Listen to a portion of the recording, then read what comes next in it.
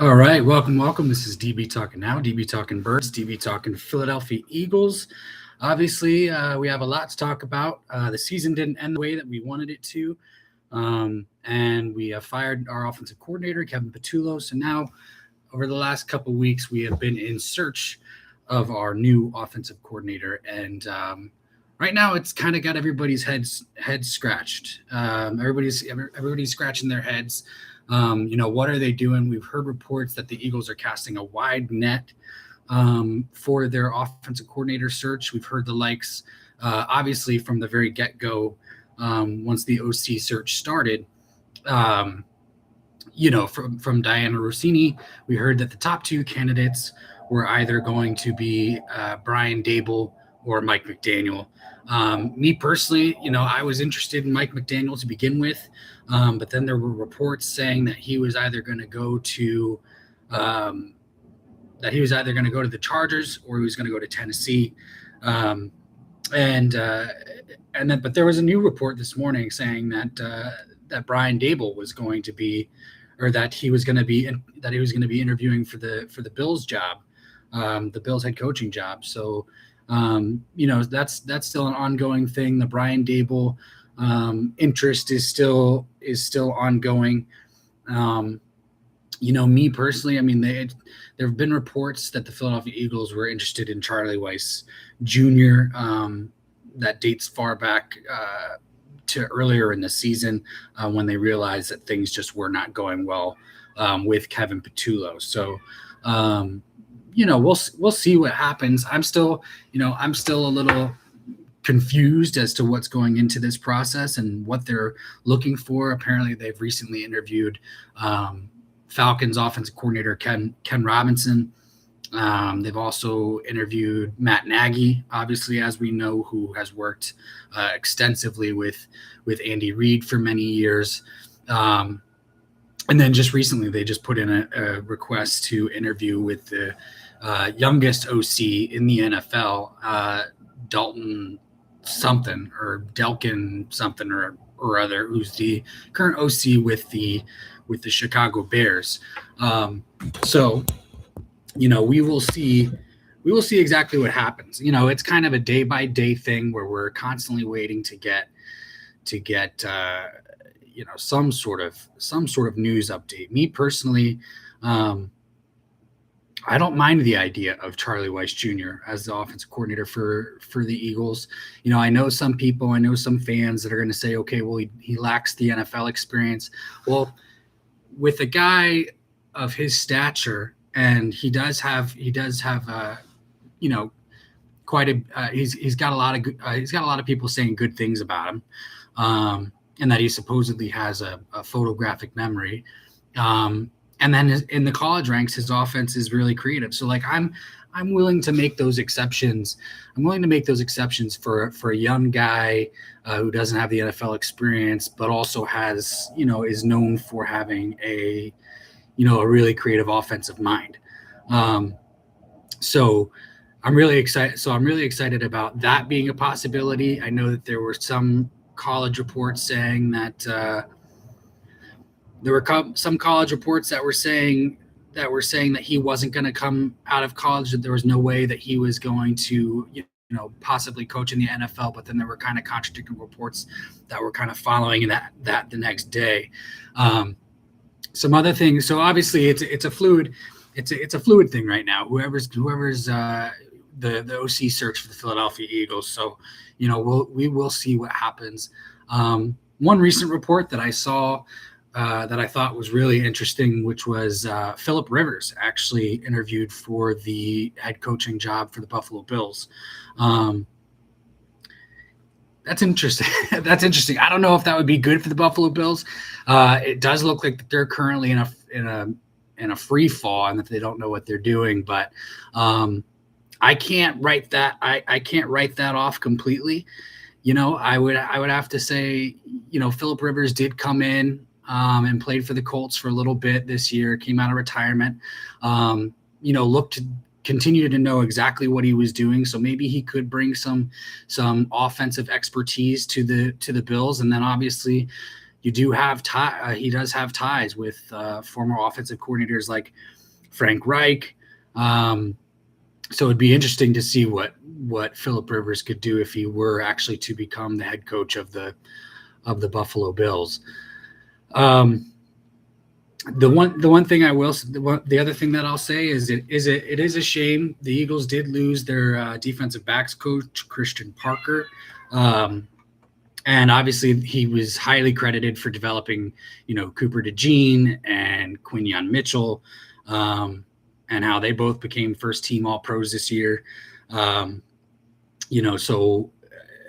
he might be quite of a bit of a loss. In fact, I do think he is going to be quite a bit of a loss, especially now the fact that he's defensive coordinator for the Dallas Cowboys. Like, that's the last thing that I could have possibly wanted, or any Eagles fan could have possibly wanted. So I hate that move, and I hate that he had to leave. But good job for him. It's his first time becoming a defensive coordinator. Sorry, my cat Bisbee is making quite a bit of noise. Well, actually, I'm cat sitting. It's not my cat.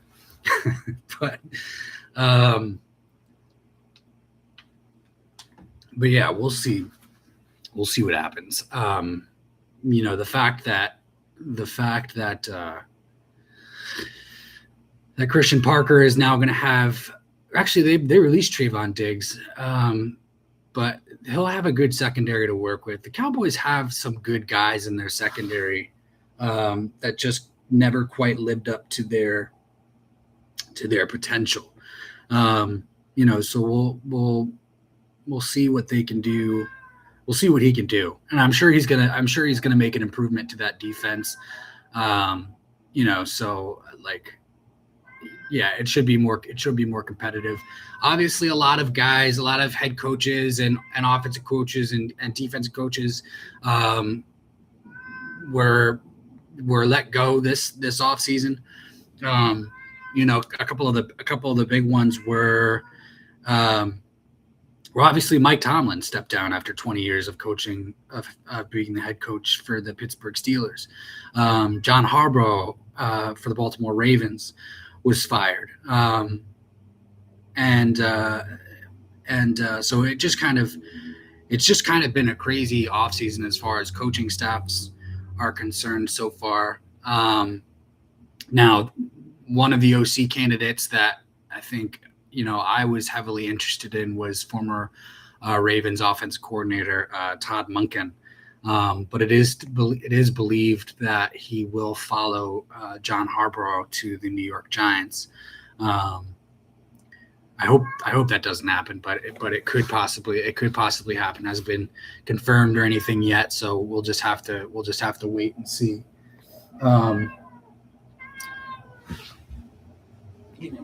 here, buddy. Come here. He's just being a pain in the butt. So we'll just have to wait and see. Another cool thing that I saw recently this morning was that our rookie linebacker Jahad Campbell for the Philadelphia Eagles was named to the all-rookie team, which is good for him. He played phenomenal, to be honest with you. But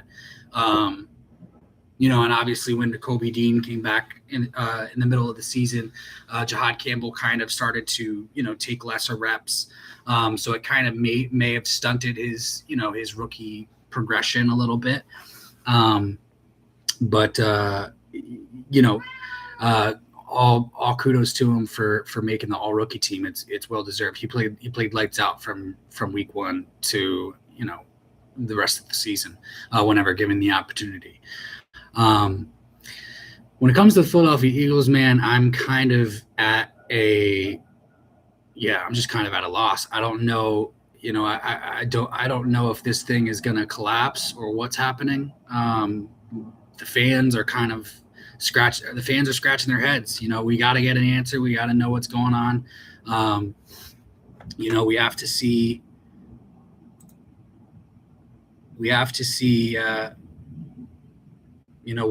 what's going to be the next step forward.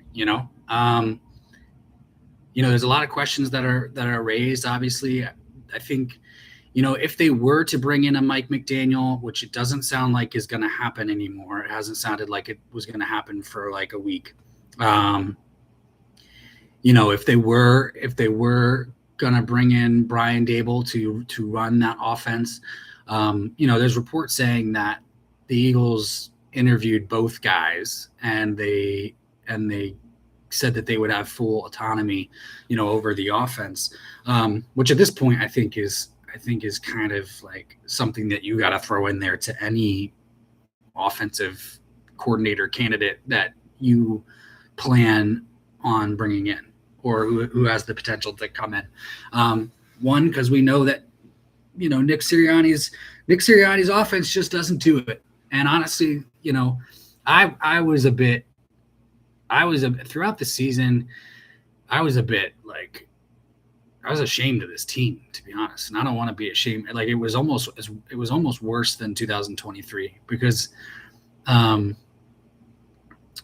were times where the offense looked like it was clicking, and it was firing all cylinders, but then that would only be for, obviously we would get the tale of two halves, and we had too many games where it was the tale of two halves. And, even in the final game against the 49ers in the wild card, like the offense was moving the ball well, and then they just couldn't move the ball anymore in the second half. And then the defense gave up 13 points in the fourth quarter. So it's things like that where it's like they're not playing complimentary ball. They knew that they weren't playing complimentary ball from the very get-go. I just don't understand. That's another thing that I don't understand is they had to have known that Kevin Patullo was a piece of trash at calling plays from the very beginning. And obviously wide receiver A.J. Brown came out and said it multiple times throughout earlier in the season. Even Jalen Hurts expressed concerns, obviously more subtly than A.J. Brown, but Devontae Smith expressed concerns, Saquon Barkley expressed concerns, Jordan Mailata expressed concerns, Layden Johnson said the offense was too predictable at the time. This is it's an issue. I brought it up the other day in a different, I submitted a chat comment to Jacob Media, and I said, Layden Johnson has called this offense predictable twice in the past 2 years. And so, when you come out and when you have a Hall of Fame player who's coming out and saying that, consecutively for consecutive seasons in a row, that's an issue. And honestly, I like the questions are this is is it Jalen Hurts? Is it Nick Sirianni? Is it like what is it? And it could be, and it could be both, it could be both. I think that there was, and I even went back all the way to Nick Sirianni's first press conference, when he got hired as the Philadelphia Eagles head coach. And even though that was a huge train wreck, he did actually say, we're going to build simple systems for us, but are going to be difficult for defenses to stop. And we're going to be so good at those systems. They're going to be they're going to become like secondhand nature, that they're going to be so simple for us, but easy for but really hard for defenses to stop. Well, here's the thing. That's all fine and good. And while your offensive scheme has been very simple, and it has been very, very simple. And, when it's executed at a high level, it can be very good. However, the defenses have figured out how to stop it. And that's the issue. So, it was kind of funny that I found that soundbite all the way dating back to his very first press conference. But I mean, you can't have your star players coming out and saying that the offense is that the offense sucks. I mean, that's basically what they were saying. That's basically what they were saying all season long, is that the offense sucks and we need to change it. And then you had all of them taking accountability except for the offensive coordinator. And then apparently there were reports that the offensive coordinator came out and said that, like, you know, came out and tried to blame everybody else after the season after he got fired. Well, I personally, I don't understand. I didn't understand the decision to even hire Kevin Petullo in the first place. Maybe, yeah, probably because he was Nick Sirianni's buddy. You know, I still hang my hat on, you know, hopefully we can get a guy like Todd Monken. I think Todd Monken does some interesting things with the run game, and I think that that's what we need. But then again, like, you know, does the new guy that you're going to bring in, does he want to change? Does he want to bring his own coaching staff? And does that include letting go of Jeff Statland, who obviously is, you know, a Hall of Fame candidate, or he's a Hall of Fame, you know, offensive line coach. And I don't think that they have. I don't know if they're doing that now, where offensive assistants or assistant coaches are, you know, can be inducted to the Hall of Fame, but he definitely would be, just for the work that he's done with, you know, our offensive line in the past. But that's another thing. There's so many factors that play into, like, what could have gone wrong for the Philadelphia Eagles this season. The offensive line looked like shit. Obviously, there were health issues there, which raises other questions, like, is Cam Jurgens' back issue, you know, is that going to be a recurring thing? Do we need to look for a new center? I don't know. Landon Dickerson, you know, obviously he was dealing with some injuries. Jordan Mailata played awful all season. So, like, is he getting a little long in the tooth? And that's been happening a couple seasons in a row now, where he's had streaks of, like, absolute awful offensive line play. And I don't think that gets enough attention. But, like, whenever I see somebody like Donnell Hunter or, like, some other, you know, mediocre, maybe average, slightly above average defensive end speed rusher, like, beating Jordan Mailata off the edge, like, I have an issue with that. Like, we claim this guy is this absolute stud of a player, and there was a time where he was, like, when he was like 26 to 29, but he's not 26 to 29 anymore, and he's not moving as well anymore. Sorry, Bisbee the cat has heavy opinions about the Eagles as well. And the other thing too, like, just talking about the offensive line, like, you know, Lane Johnson hurting his, like, having a Liz Frank injury, that's a huge injury. And so, like, I think he's 35 now. So, like, you have to ask yourself the question, is he going to come back? You know, what's going to happen with Lane moving forward? And obviously, I think, like, Howie probably already knows,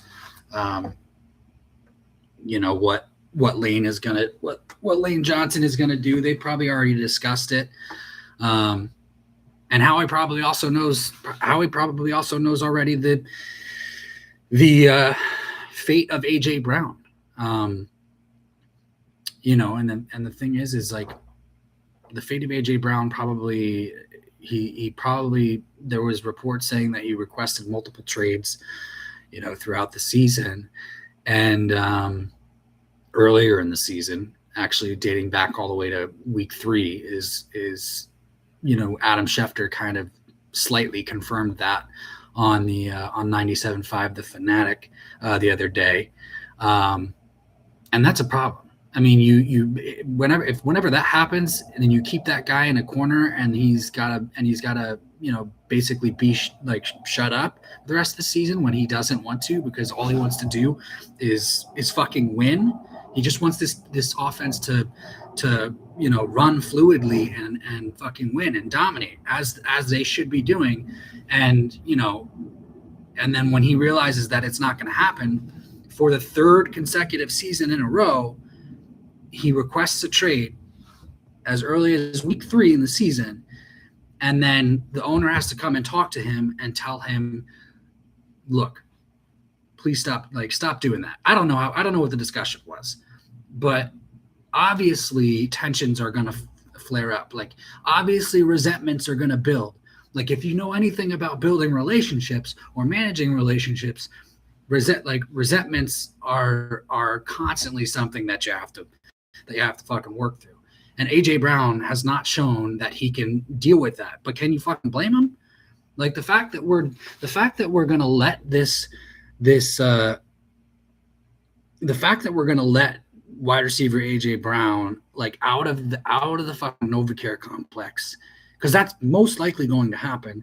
Just it drives me insane. And I don't care if it's Jalen Hurts, I don't care if it's Nick Sirianni, like whoever it is. Like we got to get this resolved. King Miro, what's up, man? Welcome to the chat. Good to have you in here.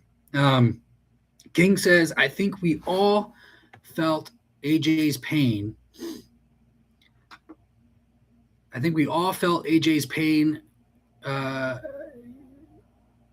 KP was a fucking idiot. Yeah. I can't bring your message. Can I do it like that? No. I can't bring your message up on the screen because I'm not using StreamYard today. So I'm just using YouTube. I'm not used to doing it this way. But that's something that they're going to have to manage.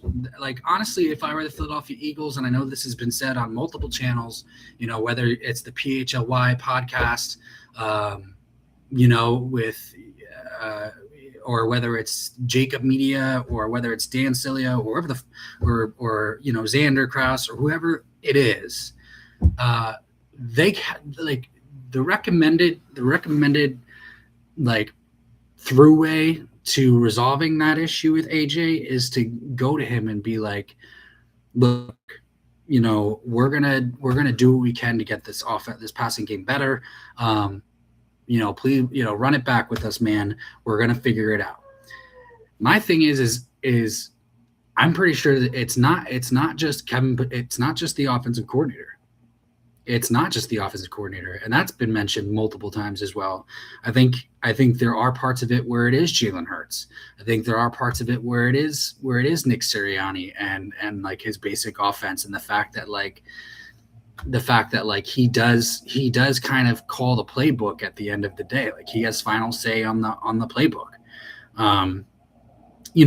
So they can claim that the new offensive coordinator is going to come in and get full autonomy all they want, which I think that they should be doing that for all candidates that they bring in.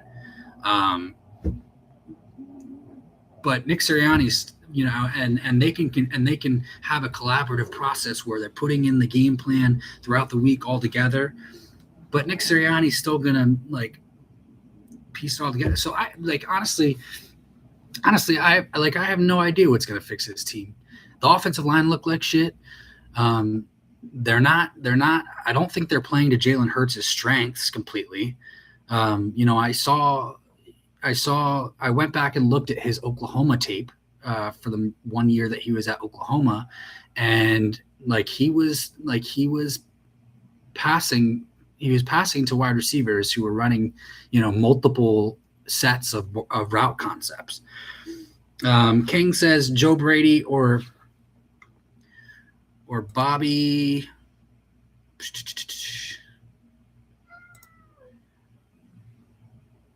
Joe Brady or Bobby Slowick as OC. Maybe. Yeah, maybe. I mean, those are two other names that have definitely been thrown into discussion. I honestly don't I don't think the Eagles know what they're looking for. I really don't. As soon as the report came out that said that the Eagles are casting a wide net for the offensive coordinator search, yeah, there's ways that you can look at that where that could be oh, okay, that's positive. They're looking at it from all angles. But the truth is that they don't know what they're looking like. The other side of that, the negative side of looking at that is they don't know what they're fucking looking for. Me personally, I said this earlier in the stream, is I wouldn't mind a guy like Charlie Weiss Jr., even though He doesn't have the NFL experience. He is highly regarded, through many NFL circles, well, through many league circles and college circles, obviously, as being a bright offensive mind and having a, supposedly he has a photographic memory, which also be really cool. It sounds like he would be, maybe like a Sean McVay type. But the other thing that I worry about too is, when it comes to this offensive coordinator search is can we hire a guy that can at least stay more than 1 year? I mean, that's the other thing that we have to take into account too. And this obviously has been talked about over and over and over again for the last, I don't know how many years is it now since Jalen Hurts has been here? 7 years. He's only had one offensive coordinator for more than 1 year, and that was Shane Steichen in 2021 and 2022. There's also shit to be said for that. Like that could be why they have to end up running the same simple fucking offense that Nick Sirianni wants to run, because it's been difficult to learn all these new fucking offenses, But King says, I really wanted Mike McDaniels.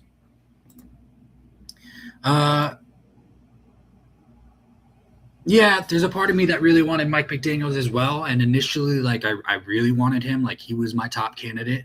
I don't know how he would fit with Jalen. I mean, and obviously, like, you can go and you can say, oh, well, he had some great concepts for Tua and made the offense work with Tua.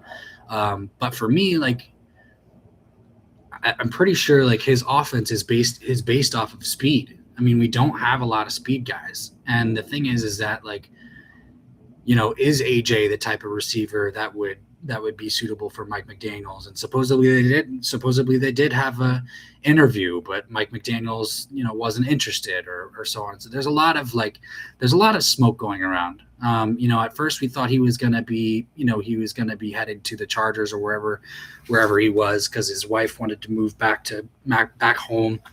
But then a new report came out this morning that he was interviewing for the head coaching position for the Bills.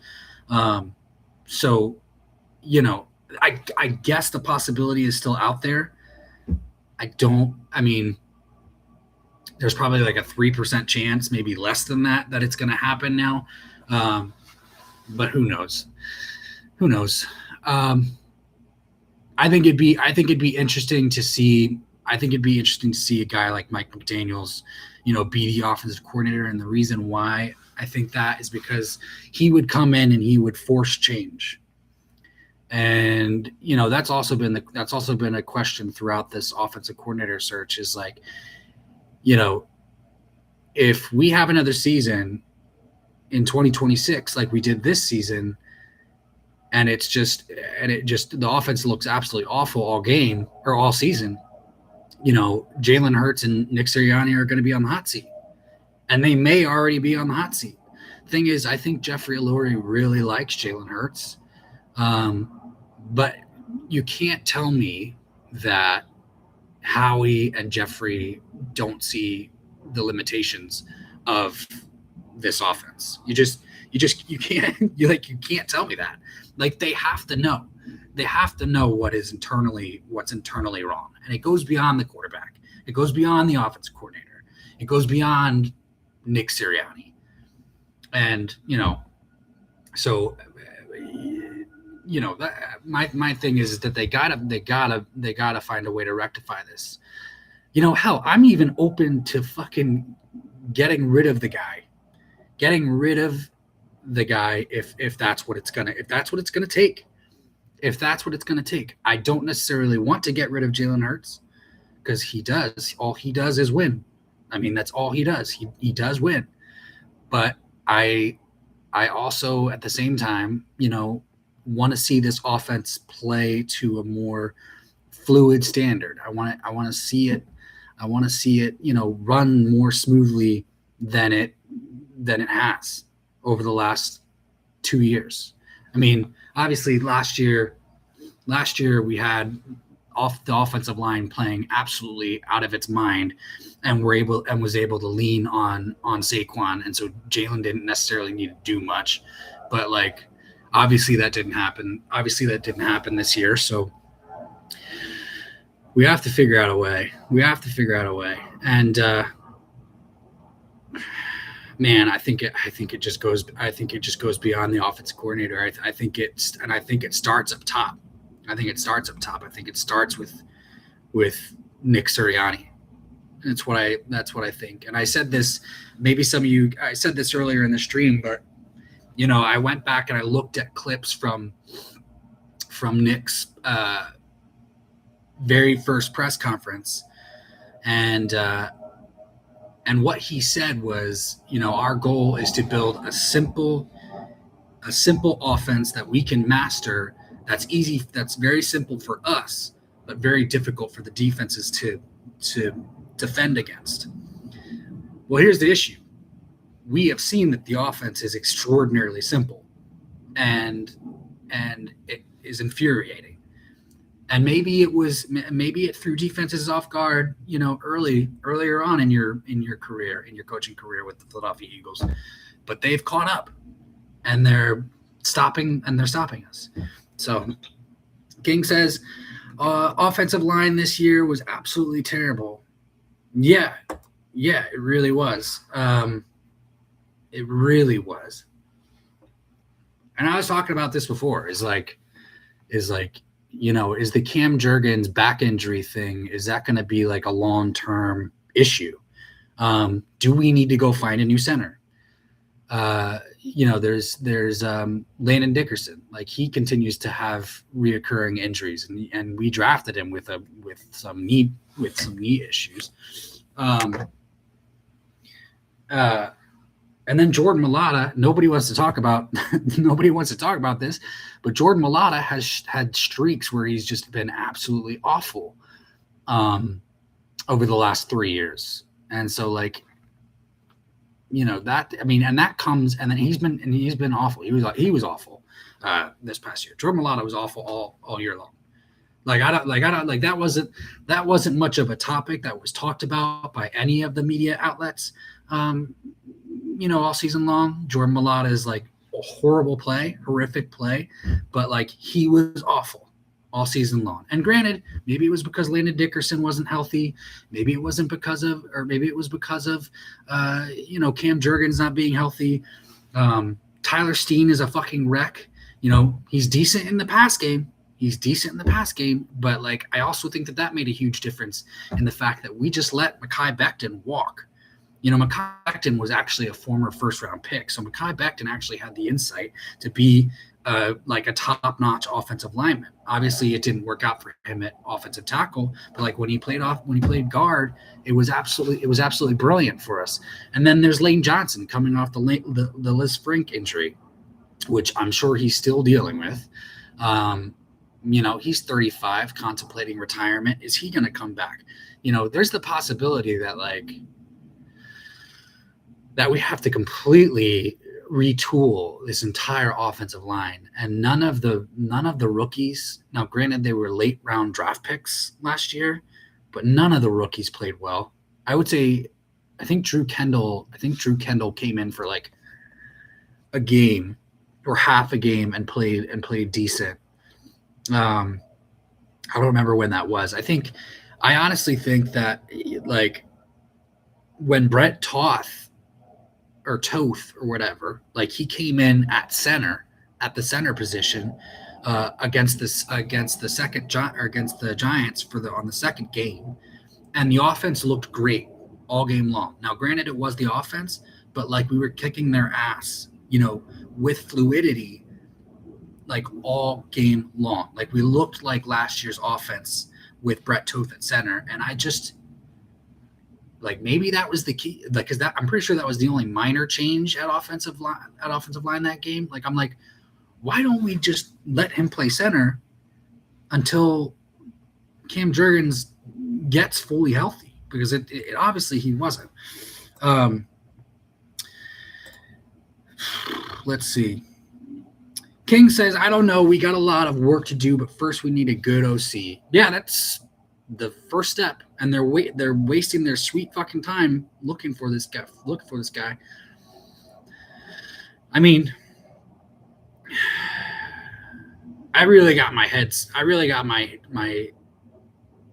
heads. No, I only have one head. That's what she said. Actually, that's anyway. Yeah, no, I really have my sights set on I really want Charlie Weiss. I know it's gonna be risky. I think it's a high risk, high reward signing if we were to get Charlie Weiss Jr. But other than that, I think like, yeah, Todd Monken, and obviously this list is excluding, Dable or McDaniel, because we pretty much have heard from both agents or both people that they're probably not choosing Philly. Todd Monken, Charlie Weiss Jr. I do like the idea of Bobby Slowick. But other than that, like I'm not, I'm not sure. Like if they bring Jim Bob Cooter in, or whatever the fuck his name is, Jim Bob Cooter, I think is, or Jimmy Bob Cooter, which just sounds like, I mean, that's just asking for Philadelphia fan humiliation with that name. But like if they bring him in just because he has Nick Sirianni ties from the Indianapolis Colts, I'm pretty sure that's the tie. I think I'm gonna lose it. I'm pretty sure because he would basically be another Nick Sirianni puppet, and that's just not what I want. I don't want any more Nick Sirianni guys.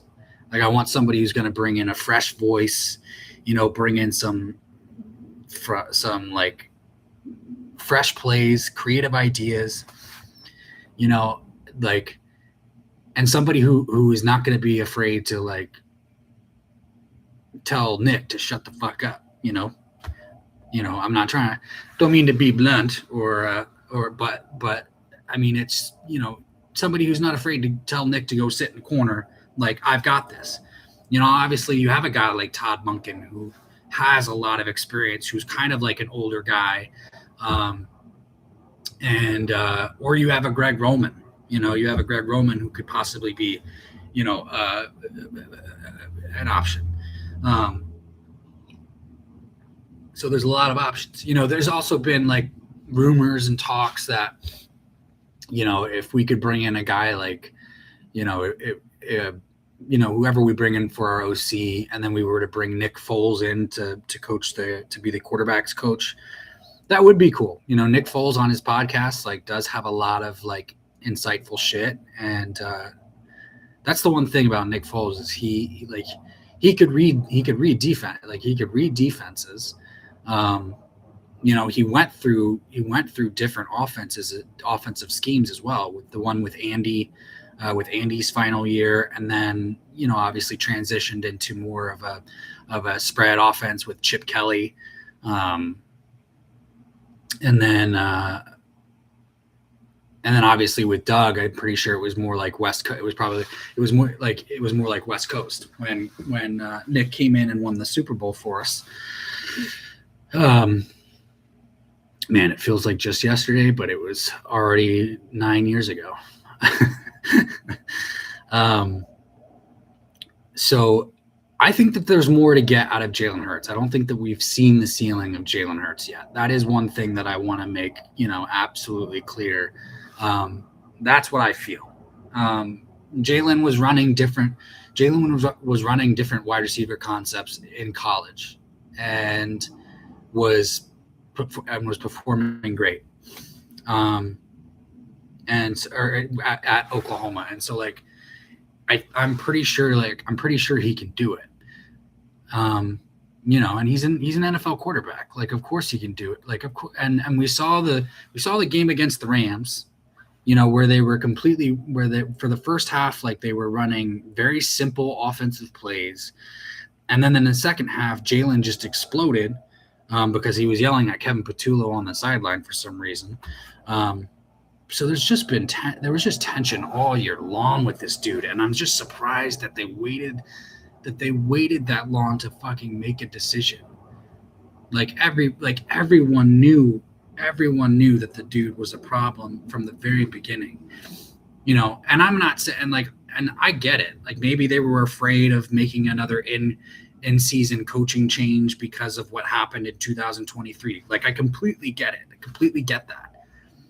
And maybe they didn't feel like they had somebody in the building. Completely understand that as well. I don't think that there is somebody currently in the building that could have taken over for Kevin Patullo. I don't. But, at least bring in some sort of consultant. And that's where I go back to Charlie Weiss Jr. Is like there's a report that they showed interest in Charlie Weiss Jr. earlier in the season. So they were already thinking about it, and obviously each player hated the fucking offense and just didn't come out and say it like they wanted to. But maybe they should have. But it probably would have wrecked the entire ship.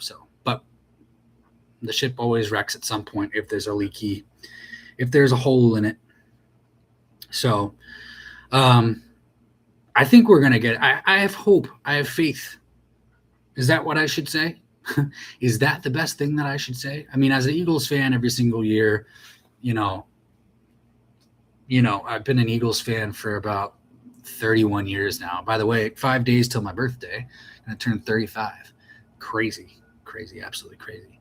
I've been an Eagles fan for 31 years now, and I can say there have been rougher times. Yes, I think we're in the golden era of the Philadelphia Eagles, but it very much. And as I titled the video, like, can we save it?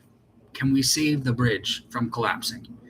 Can we do what we need to do because there's a real chance that if we don't get this offseason right, currently the Super Bowl window is still open. But if we can't get it right this offseason, there's a chance that it's going to quickly collapse. And obviously I think that, and like I mentioned earlier, if it starts to stall out, week one, and we're past, and then we finish September and we still don't know what type of team this is, or it's starting to stall and we're seeing it stall over and over again, there's got to be a point where you say, okay, it might be time to completely reset this thing. And obviously, I don't want to do that. Like, I don't want to completely reset this thing. Like, I like Jalen, as the Eagles quarterback for the Philadelphia Eagles. I think his demeanor is perfect for the city. I think that, I think he represents the front office well. I think he represents the fans well. I think he represents the team well. And he wins. And we've been to 2 Super Bowls with Jalen and won one. So I would hate to move on from Jalen. I would, and the other thing too is is the magic because of the pairing between Jalen and Nick? And then you got to ask yourself the question, who goes first? Like, who goes first if one of them were to leave? Would it be Nick or would it be Jalen? And unfortunately, honestly, I'm kind of undecided on this, but unfortunately, I think it would be Jalen. I would think that in that situation, given that hypothetical scenario, Nick would stay to be given the chance to get a quarterback, more like a quarterback that he wanted from the very beginning, which was like a Phillip Rivers type, because he had Phillip Rivers in Indy, and see what we can do from there. But honestly, Honestly, I just don't know. And I also have to bring up the fact that like maybe the Eagles just have a way of dumbing down quarterbacks and not knowing how to take the reins off. We saw it happen. We're seeing it happen with Jalen. We're seeing it happen. We saw it happen with Carson. Like, you know, like after Frank Reich left during the Super Bowl season, after the Super Bowl season, they dumbed down the offense quite a bit for Carson Wentz.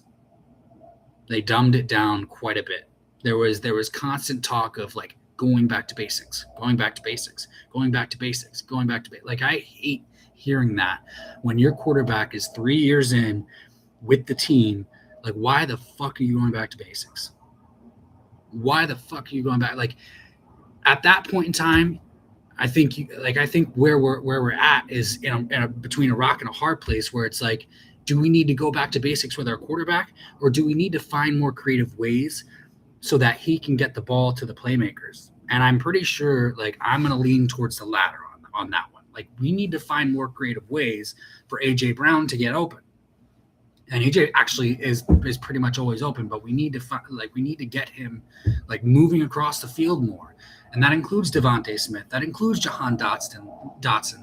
Like Jahan Dotson is actually a really good player. And I hate the fact that he's underappreciated, but he is underappreciated. He is underrated. Like he's actually a really good player. There's a reason why he was one of the top players coming out in his draft class at the position out of Penn State. Like he was actually one of the wide receivers I wanted out of the draft class. But I think he's a really good player. I think he's a good route runner. He's got decent speed. He's got decent catchability. We've seen that in the past. We saw that in, earlier in the season where Jalen was targeting him deep. Like what happened to all those play concepts? And that's what I think happens with this coaching staff, actually, is like they like to implement new things. Like this season, we implemented the Dallas Goedert run package, in the red zone. My question that I thought about the other day is like, why wouldn't you sprinkle that in like before the 50 or trying to get down the field? That's the one thing that I've seen Todd Monken do with his tight ends is he'll have Derrick Henry, he'll have a fullback, and then he'll have a tight end, and then I've seen him like on a whatever. Like I've seen the tight end come around, get the ball, and then boom on the side, get the tough first down. Could have easily asked Dallas Goedert to do that.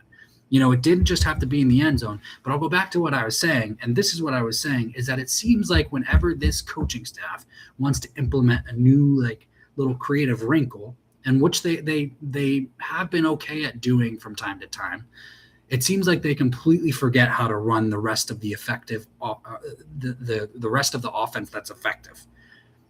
Like it's because it just becomes too much for them, and then it's just going to combust if they try to like keep it all together. And that's what we've seen happen, to be honest. King says, I trust Howie. Yeah, I trust Howie too. And you got to go back to like that end of the year press conference where like nobody asked Howie to say anything. That press conference was pretty much wrapped up right after Nick said the last thing that he said. But Howie kind of like jumped in and was like, I also want to let you guys know this before we wrap up, is that like, we're going to do everything that we can to continue to compete in the now, and then also and also plan for the future. And I think the fact that he came out and said that was pretty potent, was pretty prominent. I think, well, everyone's upset. Everyone kind of realizes that, that we should have gone farther, but, and Howie is going to try and do everything that he possibly can to get this shit corrected this offseason. They have to get it corrected this offseason. They have to. Otherwise, it's going to fall flat on their face. I don't think that the offensive players, I think the offensive players are slowly but also quickly starting to lose faith in the shit that they run. And that goes back to the Mike McDaniel conversation. Is like, I'm pretty sure that's a guy that would have forced change if he were to be brought in. So like, I think Howie's going to do everything that he possibly can to get this shit corrected. And God, like he needs to. He better.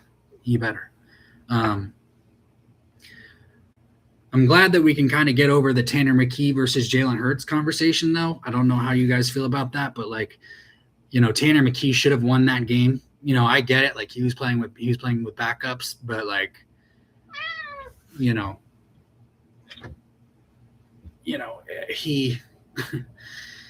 should have. We should have beat the Commanders. They should have played the starters against the Commanders, honestly.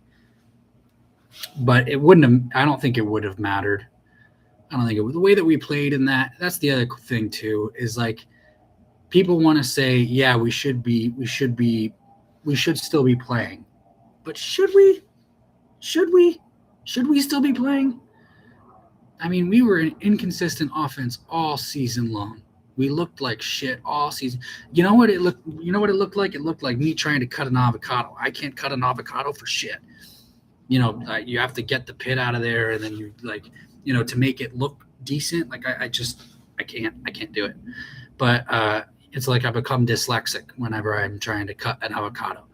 That's what the offensive line the offense looked like as a whole. I do want to see massive change with this offensive scheme. I do want to see massive change. Does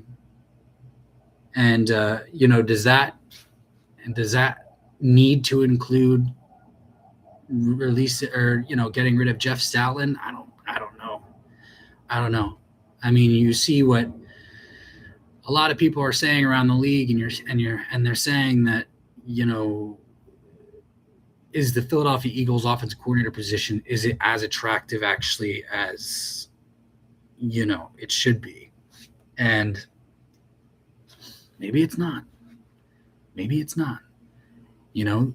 is truth that Jeffrey Lurie can be pretty reactive when his coaches underperform.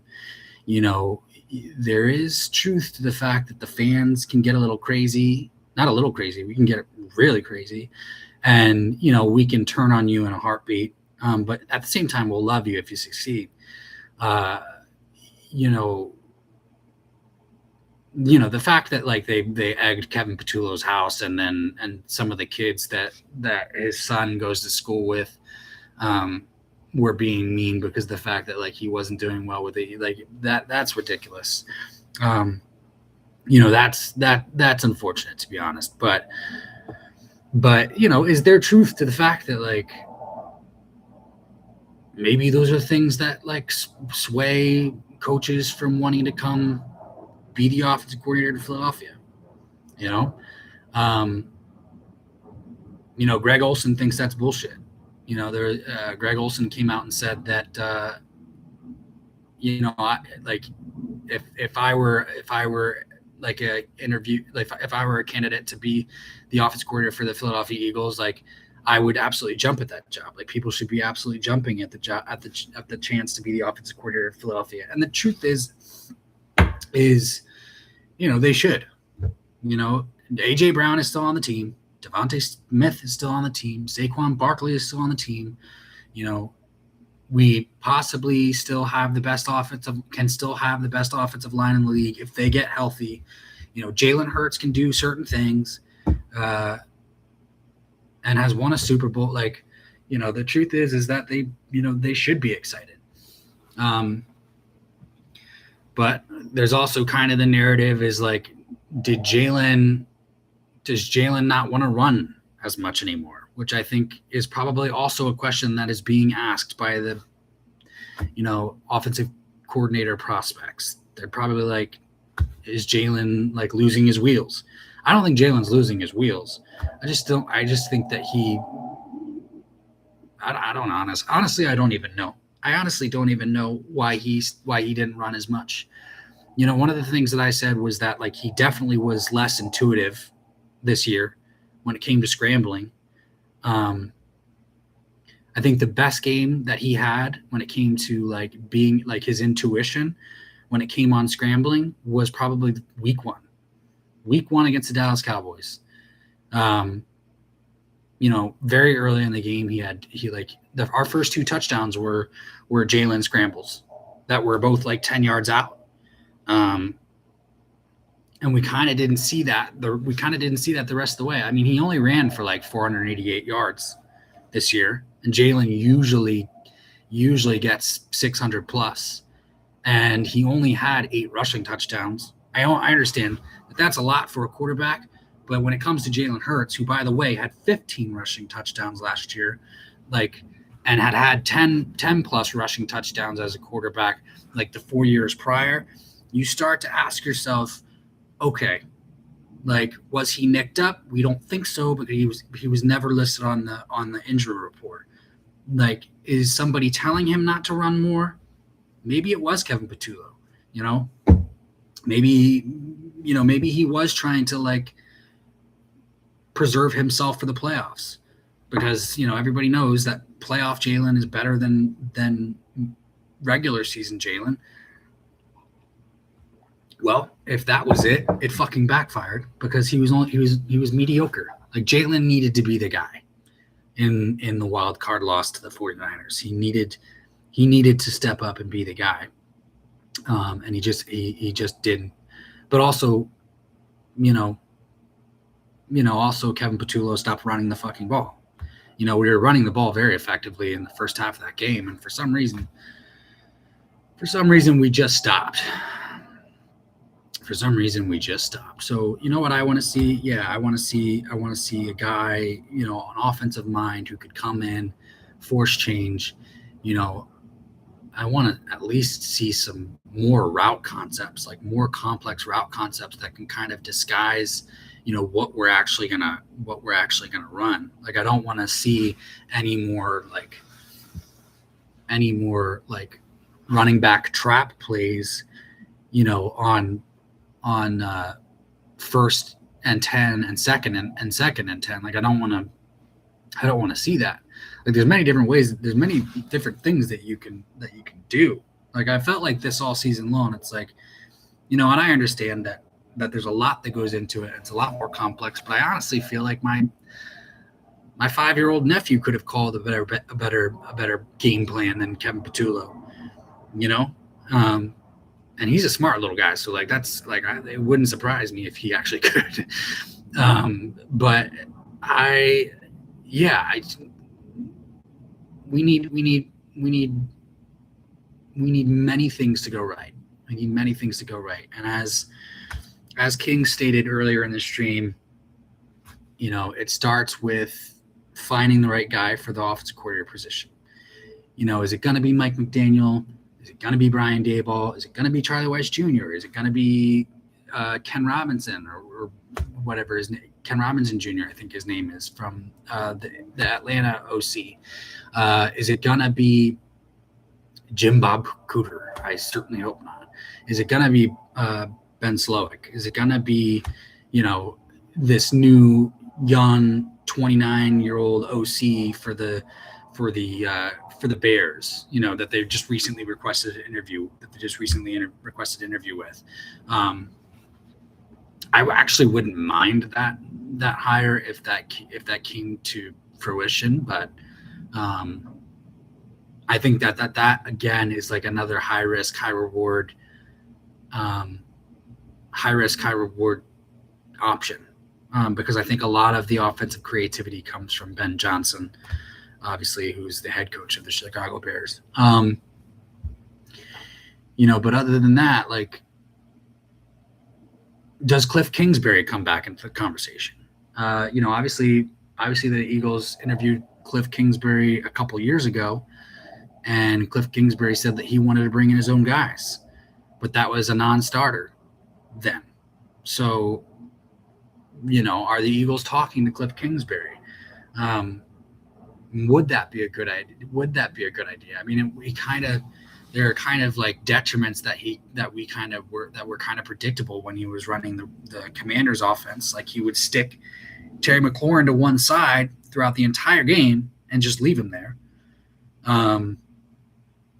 And you know, I don't know. I mean, well, like we'll see. We'll see. It's definitely got to be fixed.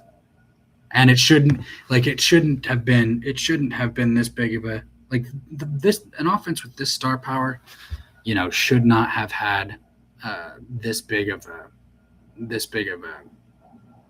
issue with actually running a fucking offense well.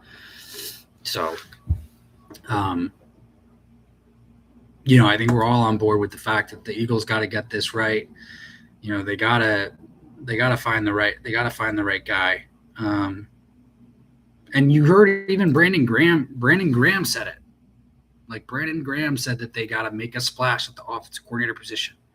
And on the PHLY podcast, like he was asked about the AJ situation. Like, is he coming back? Like, what do you think? Like, is it mendable? And Brandon Graham pretty much said, yeah, I think it is. You find the right guy. Like, you get guys excited. Like, Brandon Graham actually put a lot out there that, was basically saying that, like, that the offensive guys are kind of losing faith is kind of what he was insinuating. And so, we'll have to see what happens. I'm starting to do mock drafts. I'm starting to get familiar with guys, as far as like draft prospects are concerned. I still have a lot of work to do as far as that's concerned, but we'll see. There's also been reports that the Eagles might be interested in taking a quarterback early in the draft. Would I be opposed to that? No, I wouldn't be opposed to that. They did that do I think that they would be too scared to do it? No, I don't think either of those things. They did it with Carson Wentz and Jalen Hurts by drafting Jalen Hurts in the second round, right after they gave Carson Wentz a big bag. And obviously it might be that time. I don't want it to be that time, but it might be that time to start looking for, to start maybe having a backup plan just in case. I personally think it's going to be an offensive heavy draft for the Philadelphia Eagles, and that's just because they're going to need to start paying these defensive players. They're going to need to start paying these defensive guys. I think what they're going to do is I think they're going to give Jordan Davis a contract extension this offseason. And as far as the rest of the guys that are actually going to be a free agent this year, I have no idea. Like, I don't want Nakobe Dean to walk, but I do think Nakobe Dean is going to walk. Reed Blankenship, I think that they're going to try and get him on a cheaper deal. They're going to try and re-sign him on a cheaper deal just because Vic Fangio really likes him, and he's he is a vocal leader on that defense, and he is the play caller on the field in that secondary for that defense. And then you also have Jahan Dotson, who's going to be a free agent as well.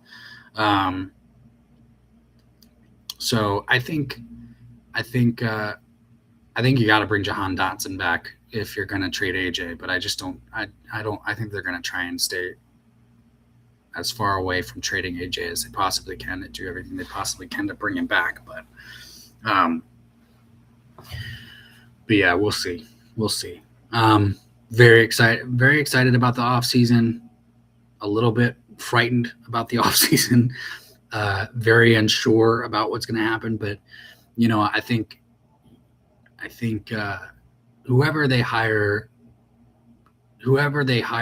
at offensive coordinator is gonna tell a lot about how the offense or how the offseason is gonna go. I think. Again, it worries me that they casted a wide net and at the same time, it worries me, and it also like it's a positive thing, like I mentioned earlier. Um, so we'll just have to see who the guy's gonna. We'll just have to see who the guy's gonna be. Yeah, it's got like Todd Monken, Charlie Weiss Jr., Bobby Slowick. Um, who were some of the other ones? Joe Brady. Uh,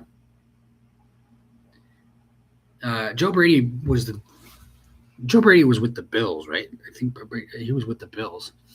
Um, obviously there's also Matt Nagy, who they recently interviewed, which I'm not entirely against. You know, um, so we'll see. We'll see. There's also a fucking part of me. There's also, and we're gonna be wrapping up here pretty soon, but there's also a part of me, because I'm hungry. I gotta eat. There's also a part of me that they just bring in guys to get ideas. They just bring in guys to get ideas. Like obviously, each candidate has to, bring to the table like what their vision is. And there's a part of me that like that this front office, this ownership will do that. Um, like oh yeah, we're only gonna do a few Zoom. We're only gonna do Zoom calls. That's the other thing, by the way, is like they were only Zoom calls that they've been doing with these candidates. Not many of them, like I think most of them have been Zoom calls. Not many of them have actually been in person. So it's like, oh yeah, we're just gonna do Zoom calls. We want to get your idea for the offense, your vision, and like, yeah, I don't. I hope that's not the case. Like, I hope it's not the case that like, oh yeah, they just want to get ideas from Mike McDaniel, and like they actually do have a completely different guy on their minds to fucking sign. But I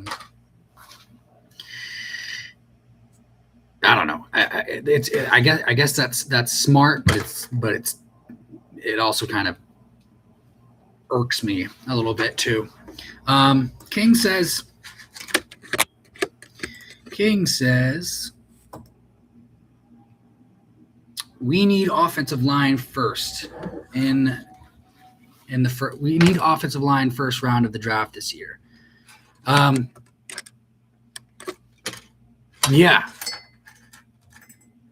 Yeah, I could see that. I think the decision to keep to whether or not AJ is going to stay with the team or whether or not he's going to move on will kind of determine heavily what that first round pick looks like. But yeah, I mean, what position? I mean, obviously, if Lane retires, then yeah, right, you got to go right tackle. But like, or do you go with a different position on the offensive line? I personally don't think that you should ever have to take a guard in the first round. Do you have a guy in mind? I haven't really looked at the offensive line yet. I haven't looked at the offensive line prospects yet.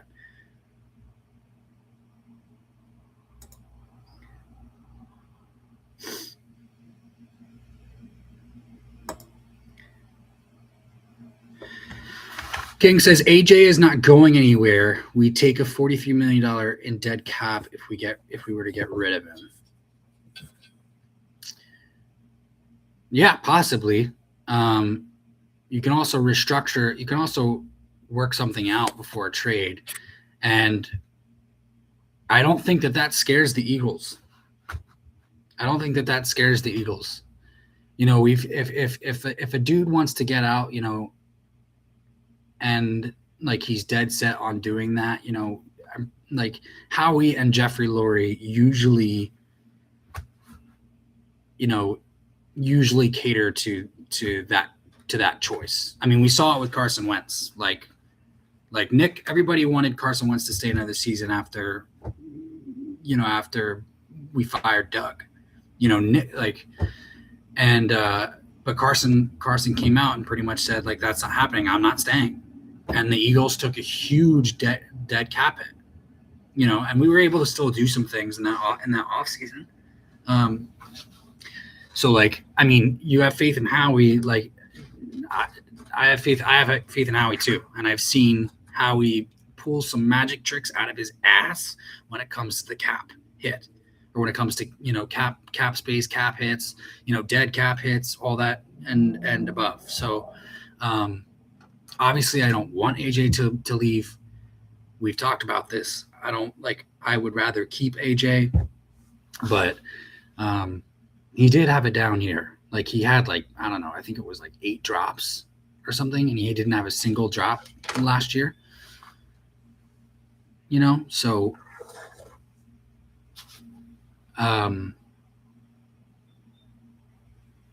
but at the same time, I don't think we're a better team without AJ.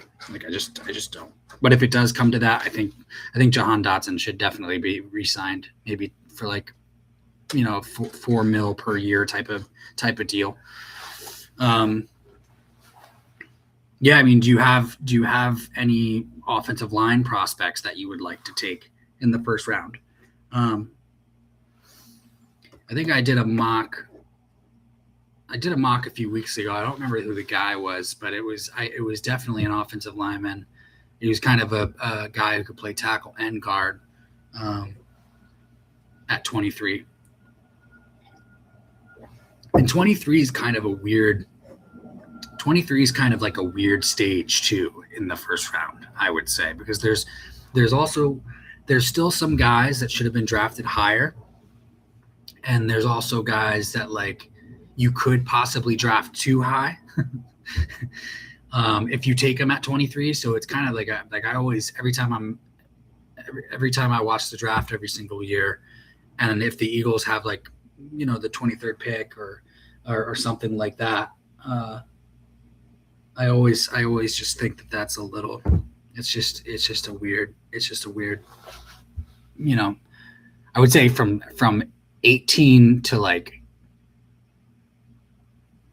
the end of the first round, to be honest. Like, you could get guys that were supposed to go higher but have fallen, but there's also the guys that, like, you start to get into the guys who, like, could go as late as, like, the middle of the second round.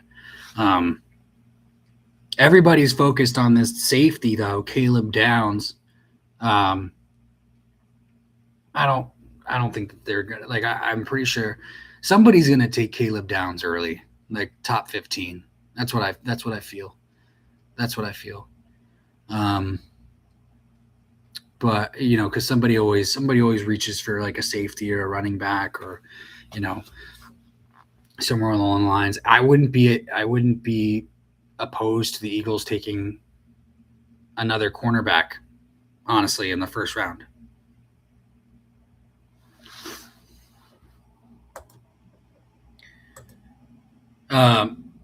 Caleb Downs is a top 5 pick. Yeah, no, for sure. But nobody's gonna take him in the. I don't think he's gonna go in the top 5. I think he'll go in the top 10. I don't think he's gonna go in the top 5. Obviously you have your quarterbacks, and then you have your offensive linemen and defensive linemen that go within those top 5 picks, unless they're, like, absolutely, exceptional. I mean, we saw the Jets do that with Jamal Adams. Yeah, didn't Jamal Adams go in the top 5? And he was a great player for, like, quite a while. Like, he was a great player for the Jets. But then something happened. I don't remember what happened, but something happened where he just kind of fell off the face of the earth, to be honest. King says, just don't let Caleb Downs fall to the Cowboys. I mean, honestly, I would laugh. If the Cowboys took. What is their pick anyway? Where are the Cowboys picking?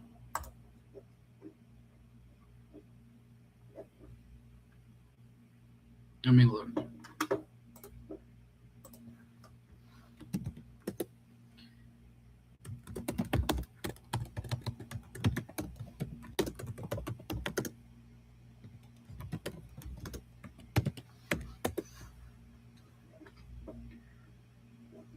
Okay, so they're picking at number 12.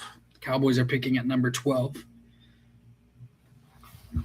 I mean, if they picked a safety, honestly, like guys, this is what I personally believe. Like, I think the Seattle Seahawks took Earl Thomas at 12, and the Eagles took Brandon Graham at 13. Here's my thing. I personally don't believe that you should take a safety within the top 15. I just don't. And you can call me crazy, but I just personally don't think it's a good idea. Like there's so many other pieces that I believe that the Dallas Cowboys need. But like for me, I'm more of like, yeah, you can take an offensive skill guy within the top 15. You can take a phenomenal, defensive line prospect in the top 15. You can take a phenomenal offensive line prospect in the top 15. But that's also a question too, is like there's a point where usually the great exceptional offensive line prospects are going to go within the top 7.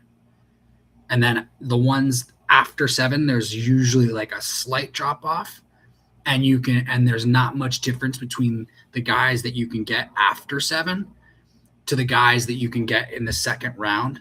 And I think that's also the benefit of having Jeff Stoutland as our offensive line coach, is like we can probably afford to take a guy. We can probably afford to take like a tackle in the second round as opposed to a tackle at 23, because it's not that huge of a, like, the tackles at 23 there's not going to be that big of a difference, in my opinion, to the ones in the second round if you have a good offensive line coach, which the Philadelphia Eagles have. I still think that in the first round, like you're looking for, playmakers. I think all throughout the first round there are playmakers. People just misvalue and fuck up and are incorrect like all the fucking time. Howie has been great over the last few years of the last 5 years really of taking the best players available. For example, like Jahad Campbell, by the way, who was voted all rookie team this morning. They didn't need another linebacker. They didn't need they probably could have been okay with Jeremiah Trotter spotting in for Nakobe Dean until Nakobe Dean came back. But now they have this other exceptional middle linebacker who will play alongside Zach Bond, and Howie, and we got him because Howie made the decision to go with the best player available at the time, and they were trying to move up for Jahad Campbell.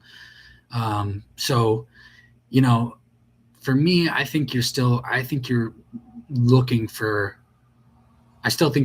exceptional players, all throughout the first round. I think they're all there. I don't think the one thing that the Chiefs have done, when they were winning their Super Bowls,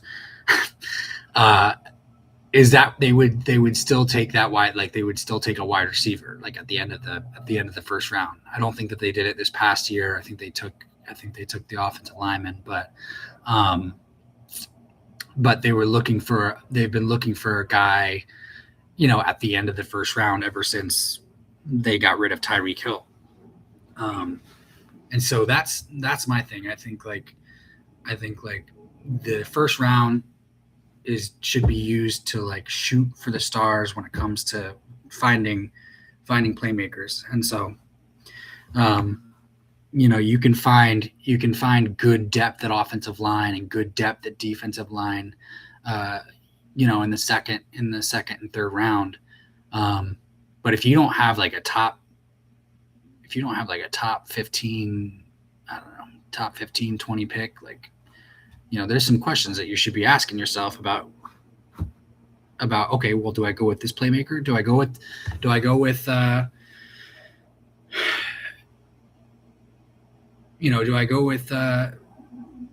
don't know, fucking,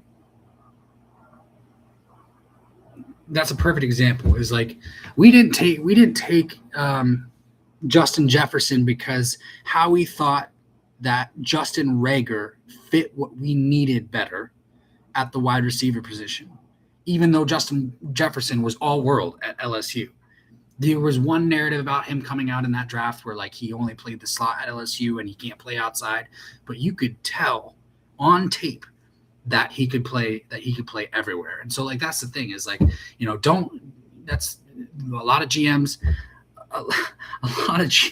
gotta get stuck in this trap of like drafting for need, and you want to try and stay away from it as possible, as much as possible, and like try and find the best guy, but that's why the scouting departments, spend so much time trying to scout as many players as they possibly can, and so on and so forth.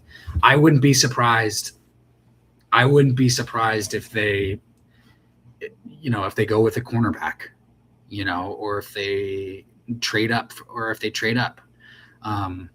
I don't think that they'll trade down. I think Howie needs to make a splash in the offseason for this fan base to get excited about this offense again. I do think there's going to be some things that are going to happen, some big things that are going to happen.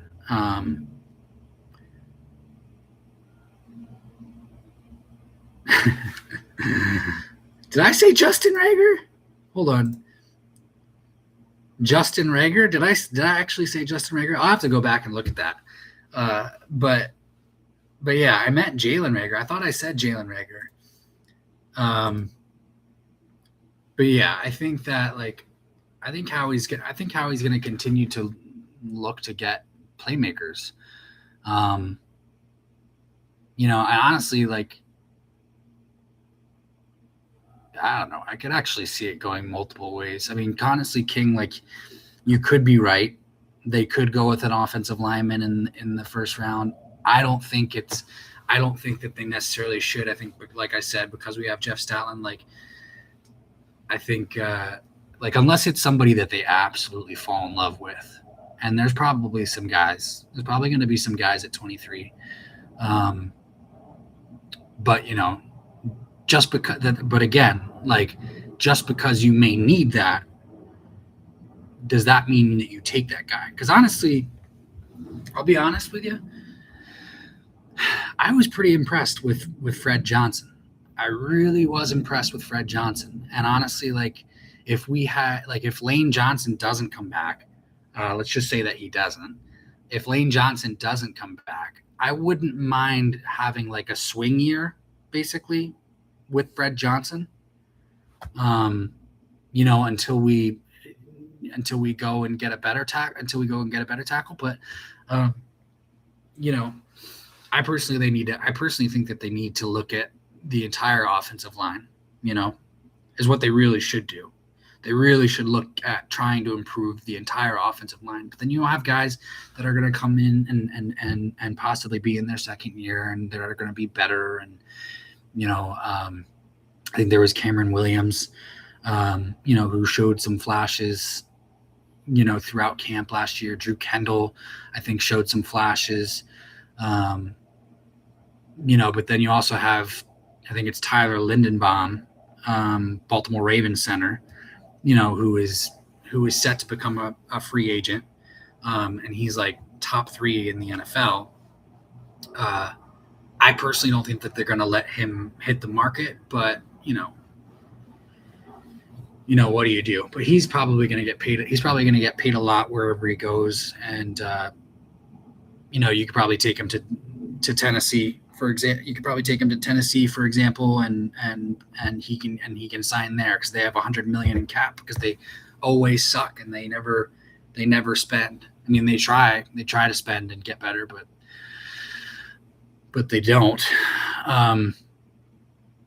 But yeah, I mean, obviously right now it's a little early in the draft talk. So it's basically speculation at this point, but yeah, there's gonna be some guys. I think in one of the mocks that I did, the defensive tackle out of Ohio State fell to 23. Now here's the thing, and I'm just gonna float this out there. I don't think it's gonna be a popular thing, but I'll just float it out there. Is,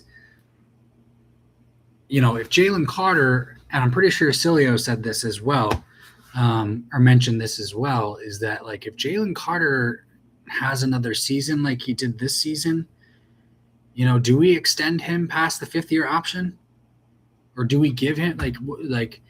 I mean, obviously, like it sounds kind of like a bull roar type of hypothetical to bring up, but like,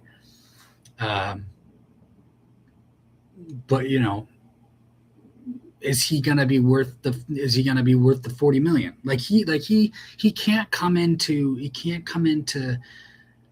like the off-season program again being out of shape and not you gotta fucking work hard. And if he worked hard, he would be an absolute monster, and he already is an absolute monster, but you can't. But lack of work ethic obviously will deter everything. And so you got to be very careful. You got to be very careful with that. Jordan Davis has earned a contract extension, and Jordan Davis continues to act the right way and do things the right way. I wouldn't say act the right way, but do things the right way, where he, has come in to say, he obviously slimmed down a lot, learned a different, he now wants to learn different positions as well. This offseason, just to help him refine his entire technique. So I'm very excited about the future of Jordan Davis. I think he's going to continue to be a complete badass, and I think we're just going to see him get better. You also have guys like, Jalix Hunt, who are showing up as a 3rd-round pick. Was he a 3rd-round pick or a 5th-round pick? I don't remember. I think he was a 3rd-round pick.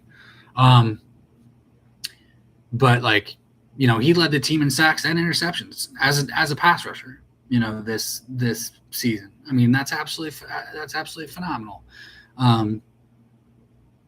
So my question is like, if the best guy available at 23 is one of the top defensive tackles from Ohio State, I don't remember his name. But I think you got to ask yourself a question. Obviously, the scouting departments come up with short lists and they come up with different scenarios. They know what they're doing. But it is. We'll see. There's a lot to happen this off season. A lot that needs to go right. And very little room for things to go wrong. So, but again, what do? We go back to step one, because we're still on step one, and that is finding a fucking offensive coordinator. Gotta fill out the coaching staff before we can make any of these fucking decisions. As fans, I'm sure that we would love to find the guys. Like, we would love to be in the room making the decision. But unfortunately we're not. That's the unfortunate part. But hey, I'll just end it with this. I do appreciate everyone being on here. I do want to say that I do want to reiterate again that I don't think Jalen is the problem. I think Jalen still has new heights to reach. but I think we got to find the right guy to get him there. And I think that we got to establish some consistency, some offensive coordinator consistency. That's the other thing. We got to bring in a guy who will be here for more than 1 year. And again, we have very little room for error this offseason. That's what I believe. I think Howie can accomplish it. Again, I have faith in Howie. But anyway, guys, I appreciate you joining in. I appreciate you listening to me. This is DB Talking Now, DB Talking Birds, DB Talking Philadelphia Eagles. Feel free to wish me an early happy birthday if you want. No pressure or anything. My birthday's on the 28th. But anyway, have a great day, guys. Happy Friday. Go Birds.